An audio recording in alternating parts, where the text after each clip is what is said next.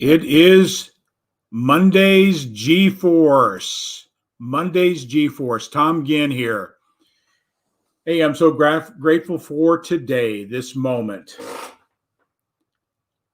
G is for gratitude, one of the most powerful words we can incorporate in our lives. Hey, Ted, thanks for jumping on. Hey, share this out. Tag your friends. Today, I'm going to be covering and introducing Friday's guest speaker here in a moment. But G is for gratitude. Just one of the things as a personal development coach, I really help people understand that it's our thinking that determines the results we get in our life. And, you know, we have a lot of obstacles get in the way. We have losses, loss of jobs or loss of businesses. We have difficulties in relationships. We have challenges in our careers. How do we overcome them? How do we overcome them? And I believe through gratitude is the first place to start. And then understanding that how you can use gratitude to negate negativity or fear or anxiety. And because it does work, because we're emotional creatures, the best way to put it. And if we can recognize that we can shift those feelings, what we call emotions, we have a time to get through fear, get through anxiety by reframing our thinking so we can get more productive, more effective in what we do. And that's what I do in coaching, is helping people understand is that the results we're getting at any moment or in life is directly related to a subconscious thinking process. And if it's not serving you in that circumstance, you've got to be able to stop that fear, that anxiety, that doubt, that worry, and reframe your thinking in a way that gives you clarity. And gratitude is a very significant way. But, previous 6 or 8 weeks, I was talking about the ABCs of attitude with Glenn Bill. And how important, your attitudes are your thoughts and your belief systems. So if we're recognizing that we have a negative thought or we're dealing with anxiety or fear, how do we change that thought? Well, it's through training, and it's through awareness and through coaching that helps people better understand how our mind works. When you do that, you now move in a space of control. You're no longer reacting, but you're responding. And responding gives you a clear pathway to deal with whatever's in front of you. But when we react, we can't. It's occurring at a subconscious level, just like our breathing and our heart. We don't think about it, and we start taking action to support that subconscious thinking. Because the results we get in life are a total accumulation of our thoughts, our attitudes, our beliefs. The results can be tracked back to how we feel, what we think at a subconscious level. So finding resources or tools, I think, are important. I was introduced to this book, and I used the principles along with my other coaching disciplines that get instantaneous results in shifting the thought and understanding the next process to go through. So over the next week or two, I'm going to pull out some key elements out of this book. The 5-second rule by Mel Robins. Transform your life, work, confidence with everyday courage. Everyday courage. Powerful book. I encourage you to Google her, go to YouTube, hear her story, how this all manifested itself out. This is not woo-woo. This is directly related to science and how our minds work and how you can get in control by using the principles in this book. So 5-second rule, a simple tool. So let's talk about this for a moment. Where can you use it? Well, I'm just going to point out some of the keynotes in this first chapter of types of places you can use the principles. Become more productive. Becoming more productive. Well, that's something we all want to do, especially if our productivity dictates the paycheck we get. So we definitely want to become more productive. But understanding our thoughts, our paradigms, our beliefs, our fears hold us back. So how do we shift that? So become more productive. Wouldn't it be nice if you became more productive and doubled or tripled your income because you got through a mental obstacle by using these tools I'm going to share with you here in a moment? You can become more productive. You can use this role to step outside your comfort zone and become more effective at networking. In business, it is about creating networks, engagement with people. What's holding us back? How to become more effective, how to become more confident. This is a great tool to improve your networking.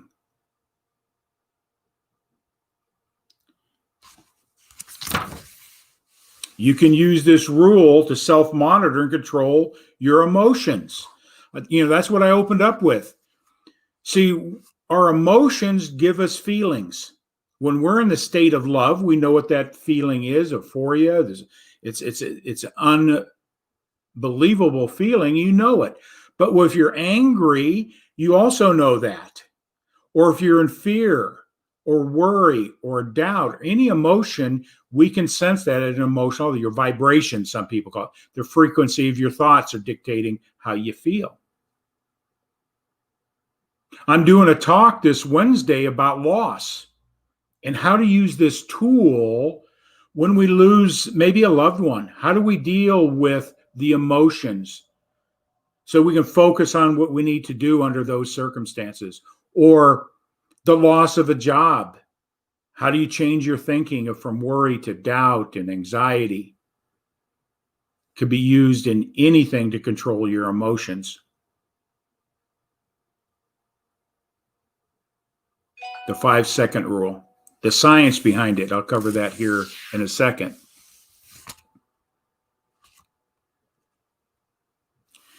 And see, by mastering this, if you're in a place of leadership and influence or whatever, your confidence is going to be the magnet that draws people to you. And it's not just what you say, but it's what people feel from you. And, I guarantee you the most confident people have worries, doubts, and fears in everything we do. We all do. So, but how do we create confidence, put that energy out there, that vibration that people pick up on, not just your words, but the feeling? People know when you're confident through feelings, building confidence, becoming more influential by using this tool. And there's so many other ways to use the principles in this book. And last week, I did make a reference to this book, and I did do the 5-second exercise, and I'm just going to go through it again just to show you the power of it. And I like to use fear first because that's the number one thing that keeps people stuck. And then in understanding how our mind operates, see, right now your amygdala, the thing that makes you safe, keeps you in a survival mode, is your amygdala. It's assessing everything. It's assessing the flickers in the light. It's assessing what I'm saying to you, safe or not safe. It's working all the time. And we all have triggers that create fear. Maybe the fear of picking up a phone on a sales call or reaching out to a network you go, oh my gosh, am I worthy? I'm afraid to go out there. How do you stop that thought so you can move into a confident, easeful space? It's by using this. So I always like to use athlete. I'm an athlete from the past. That was my passion as a youngster, was through college to play at the next highest level. And I had confidence. I had great coaches. I had great mentors. That I wasn't the most athletic guy on the team. I wasn't the fastest. I wasn't the strongest. But through coaches, gave me a mindset to endure what it took to be more successful. The working out, showing up early, and all those things. So coaching is very important. And today I'm going to give you some coaching lessons to evaluate. So let's take a look at football. If we look at the game of football on its pure picture of what it is, it's a very violent game. Very violent. Matter of fact, it's so violent that people actually die playing the game. The collision, neck injuries. It is a very violent story. So our logic and reason says, why would I do that? Well, let's understand, because of fear of death. The worst outcome of playing football is death, physically dying playing the sport. So why would we do that? Well, let's go back to some principles that will help you how to succeed. Is they understand what a football player goes through. The coaches get them at an emotional state or alter their emotion with a different thought than fear. Fear and excitement have the exact same vibration, but by reframing a thought changes how we take action, in turn gives us confidence, and in turn gives us a result we're seeking. So a coach has a clear vision of the outcome that they're seeking. The player has a clear outcome and a vision of what they're seeking. That's the motivation. That's the excitement. So an athlete doesn't go, I'm afraid to run down the field and collide with another 300-pounder that could kill me, or vice versa. But the vision, the excitement of the outcome of stopping the play, winning the game, is the motivation. And they replace the word fear with I'm excited. I'm excited. Taking action builds that confidence. So that's the understanding. If you can understand your state of fear, what is the word that you can replace it that will cause and negate the negativity and put you into action, which will give you confidence, and it eventually will change the result. So football is a good example. It's used all the time. Sports psychologists, they get their players to visualize the outcome of having the gold medal in the Olympics 20 years before they even go for it, or 15 years. See, athletes already see the medal hanging around their neck, that the Olympian that's running the race. And it's the vision that gets them through the fear and the hard work to get up every morning and do the things that most people aren't willing to do, or other athletes aren't willing to do, to get their success. They visualize it, but they go through fear. They go through anxiety and doubt and worry, just like anybody else. So here's the clue. Is when you recognize the thought, the feeling you're in, the emotion you're in, the negativity, you've got to stop the thought. Now, our mind is moving so fast, it moves at the speed of light. But keep in mind, the physics of our mind can only hold one thought, one image at a time. So if you got this feeling about fear, you only have one thought on that, and you feel it. So how do you stop it? You've got to have a switch. You got to have a mechanism. Keep in mind, your mind can only hold one thought and one image at a time. So you could do the 5, 4, 3, 2, 1. That is the switch, because now all your attention is on the switch, the process of the 5-second rule. That also gives you the time at the end of that, through training, coaching, to know exactly what an opposite would be, a different feeling, to cause you to move into action. It's a switch and a mechanism. And then you take action. And then guess what? When you got through the fear, you look back and you go, God, it wasn't that bad. It wasn't that scary. It wasn't whatever I envisioned in my mind. It builds confidence. And the next time you come up against the same situation and you have the same feelings, same emotions, same doubts and worries, you do the 5, 4, 3, 2 and replace it again with the word or feeling that changed your thinking to put you in action. So another exercise, I'm going to do this every day, and you're probably going to be screaming at me. So is to really demonstrate, because it's only through demonstration and experience to see that it works. And what I like you to do is and everybody that's out there, I do not want you to think about a pink elephant. The rest of the day, tomorrow, in the future, yeah, just mark out, you just don't want to think about pink elephants.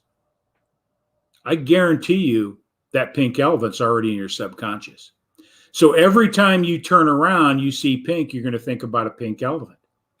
We all have triggers of fear, anxiety, worry, doubt.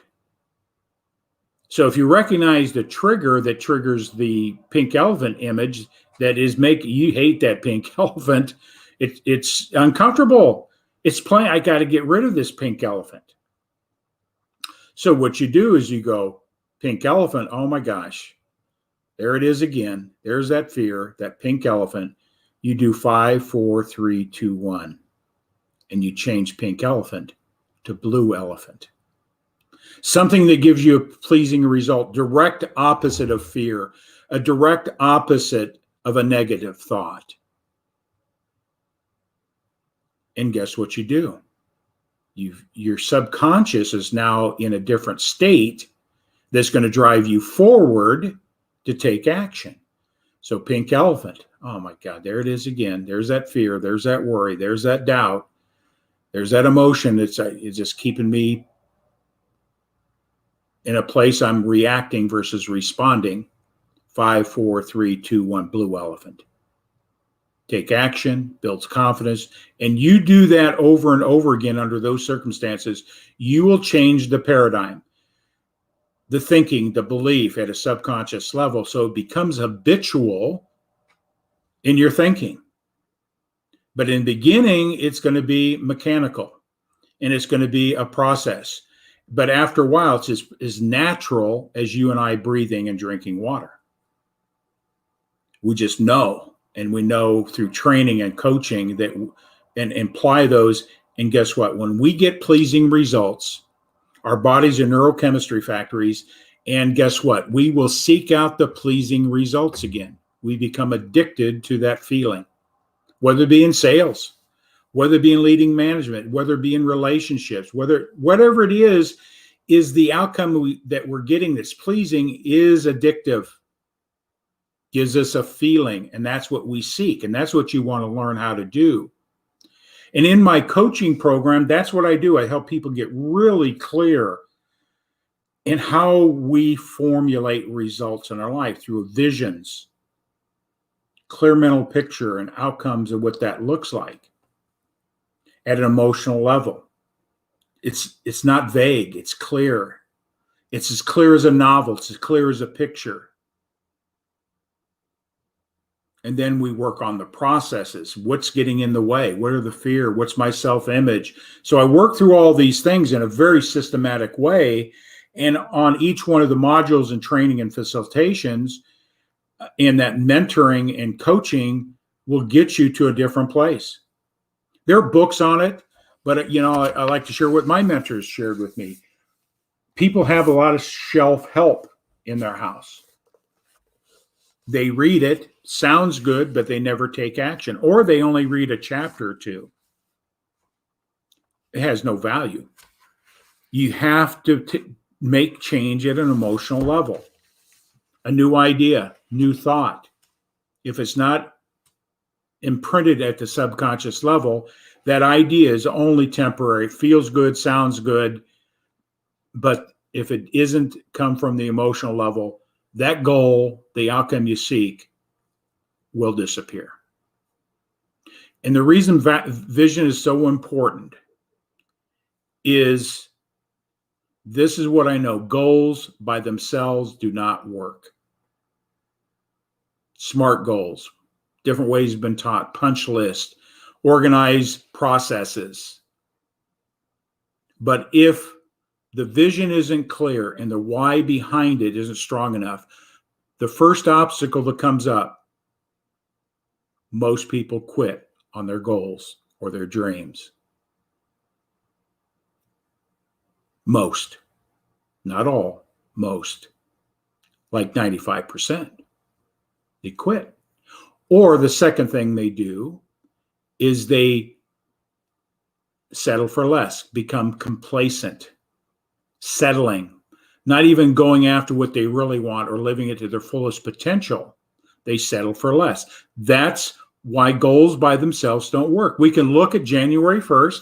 You can put everybody who we know, we all have, so I'm going to change from 20 to 21, and then they start working 2 to 3 days later. But guess what happens?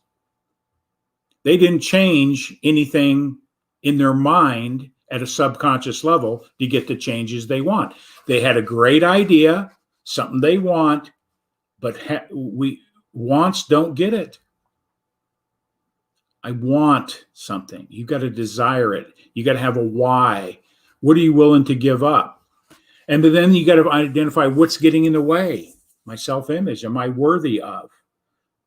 Am I smart enough? Am I good enough? Belief systems, attitudes come into play. And those attitudes and belief systems dictate your results. Right now, you're making decisions and you're responding with attitudes through it at a subconscious level, accepting and rejecting. Whatever it is, we're processing things instantaneously, and it gives us our results.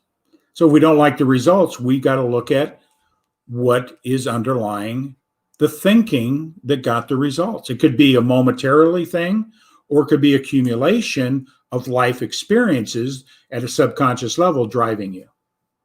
We all operate at 95, 98% of everything we do at a subconscious level. At a subconscious level. So when you can master that and understand it, you're in control. And that's my passion.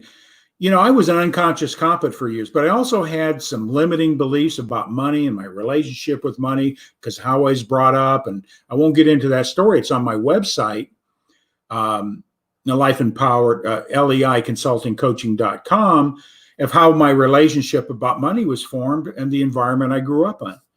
I have 2 learning disabilities and how that affected me and my self-image and self-worth. But I did have some goals and dreams, and I did fall into dark places at time in my life. And it's only through coaching and mentoring did I able to recognize what got me there and how to get out of it. And I just encourage you. I interviewed last week Ken Walls, and his story is tremendous. And I encourage you to get on that and hear his story from a high pinnacle, growing to that place, and then crashing and burning through alcoholism, and how he's rebounded and being sober for 18 years. Today he's a great influencer. But it was through understanding what I'm sharing here today, getting mentors, becoming a student of yourself, becoming a student of human nature, becoming a student of how your mind works. And now you're in control. When you become better, the things and the people around you become better. Too many people are not taking advantage of the greatest asset they have. It's their mind. We make investments in all sorts of things that don't improve anything in life. Make us feel good, maybe give us some happy, maybe give us a sense of accomplishment by, going on vacation or buying a car or whatever the case may be on the external. But that's not sustainable for true growth. Going after the things that you really wanted in life. what you really want in life. And I always like to plant this seed because posing questions. Look at yourself. What do you really want in life? What is your why? What's your purpose? And I'm going to pose this question. What and where is the wealthiest place on the planet? Where is the wealthiest place on this planet? It's very simple. The graveyard. Most people die with regrets. They didn't write the book. They didn't do something in life that they desired, but they didn't do it. Why? Fear, self-image. Let other people influence how they operated. Living other people's dreams. The graveyard's filled with wealth that was never initiated. And my passion in life is I want to leave a legacy of helping people realize their fullest potential. And it's only through my trials and tribulations and getting mentors and being pointed out to how this thing called my mind works, have I radically changed my life. I've had success and the great, as the norm of people say, well, you have a pretty successful life, Tom. You've done well. You live in a nice home. You drive nice vehicles, and I'm not wanting for anything. I'm, all those things.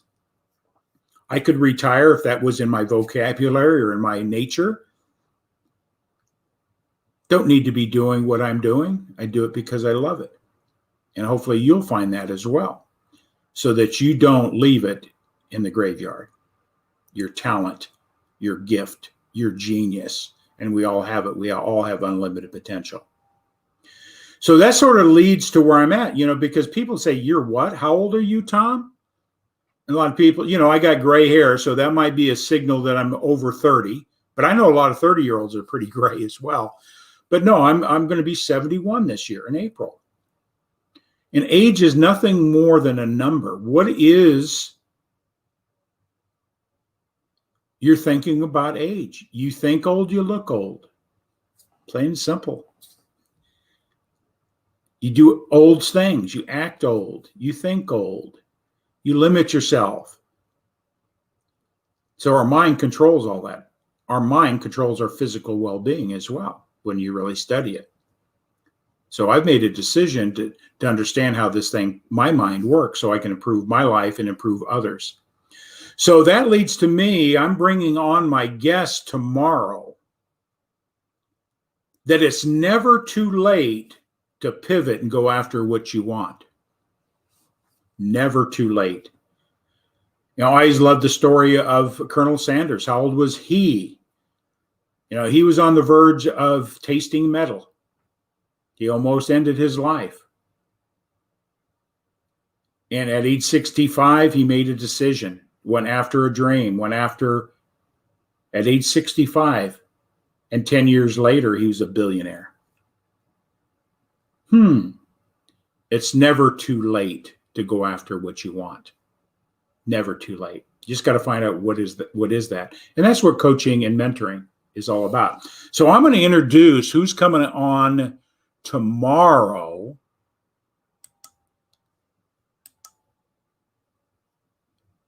JR Arsenault. Great story. JR's in my age group. He has had those epiphanies. What do I do now? I want to pivot. I want to do something else. I want to have an impact. He reframed, pivoted himself. And he's a photographer. My background's photography as well, but he is a photographer. He is, as you looked at this picture right here, that's a photographer knowing how to paint with light. He's painting with light. He's a master photographer. So if you want to learn photography, you learn from the best. That's what I've always seeked out. That's why I joined the groups I'm with. These are some of the best in the world. You want to get better? Join the best. Hang around with the best. But JR is going to come on tomorrow and tell his story. And I guarantee he's going to light you up more ways than one. He's going to light you up. And I just encourage you on Friday to mark your calendars, turn on your notifications, hear the story of JR. It's never too late. What's holding you back? That's what I'm about. So with that all said, the 5-second rule, 5, 4, 3, 2, 1, blue elephant. You go from the pink elephant thought to the blue elephant, more pleasing. Put it into actions. Action is the key. It builds the confidence. It gives you a feeling that you enjoy, and you'll continue doing that behavior over and over and over again to eliminate the negative feeling that you had before. We seek pleasure. What makes you feel good? Sometimes the things we do that make us feel good are not good for us as well. I talked about that a couple of weeks ago, about being yummy. We think about yummy, we think about something really good tasting. But if we get addicted to it, we can eat way too much and we can get overweight and get ill, so on and so forth. So we got to understand the feelings and be able to be in control of them and become the master of your own destiny. So today we're going to dive in here. I'm going to bring out some principles that I know if you pick up this book and apply these principles and understand it, you will start changing your life in the way that you want it. We all have circumstances that come up, things in life. It's how you respond, how you think, how do you change the negative thought into the positive thought, take action. So we'll cover that. So if you ever need to, I'm always here to answer questions. Reach out. The first thing to self-improvement or getting where you want to go, you got to make a decision that you're not satisfied, and then reach out, make a decision and reach out with somebody that can help you get there. I don't know if I'd be the person for you, but I know how I got to where I'm at. I know how I can get you to where I'm at. And as I grow, I start changing my circle. And I just encourage you, no matter where you are, no matter how you're viewed in success, we all have limiting beliefs. And we can all get better in any aspect of life. So what's holding you back? Reach out. Email me. Put in the subject line, G-Force. I'll know exactly what we want to talk about. Gratitude. I'll be grateful and an honor to talk with you. So with that all said, 5-second rule, Mel Robins, get the book, become a student of success, get a mentor, get a coach, change the circle of people you hang with. Everything changes when you do that. But what's holding you back? So G is for gratitude. We're going to sign out tomorrow, same time, 1-ish. Mark your calendars for Friday, JR Arsenault. He's going to light you up, baby. He's going to light you up. So with that all said, have a great day. I'm so grateful that you jumped on, made your comments, share this out, and make an impact in the world. We never know if one thought, one idea can change somebody's life. Have a great day. It is with gratitude.